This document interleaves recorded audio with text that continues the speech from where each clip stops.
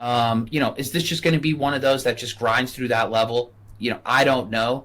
But all I know is that it's just such a nice, simplistic setup because if you come in, if you're thinking, oh, this is going to be a high volume close, day two, it never even gets close to breaching that level. So you don't have to do anything with it, right? Here's your high volume close. The next day, gaps down slightly and then just kind of an all day fade.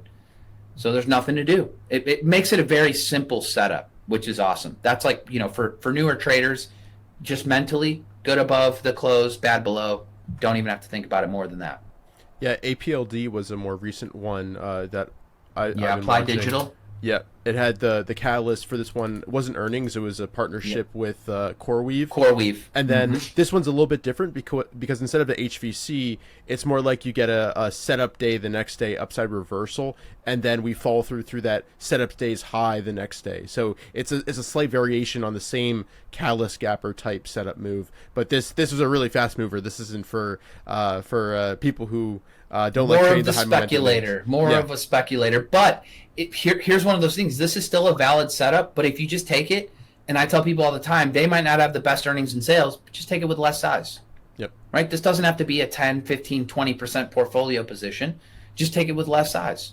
Right? And if it's going to pay you, it's just going to pay you with time and percentage increase. Right? It doesn't have to be, don't let position sizing be the thing that pays you. Let time and percent gain, percent gain be the thing that pays you. So how much of your trades are gapper type setups versus standard undercut and rallies or higher or low type setups?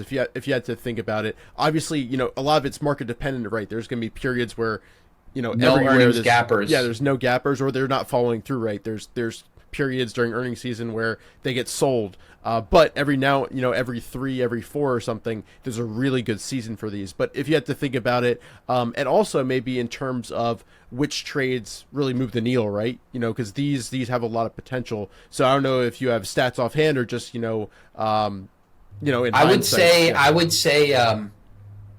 90% of my trades are not earnings gappers, right? I like price to, kind of build me the range, and then I can come in and get them. And then the place where I actually have most edge is when I'm scanning, right? It's the reason why, we talked about those energy names going into 22 early January, so January 3rd of 2022.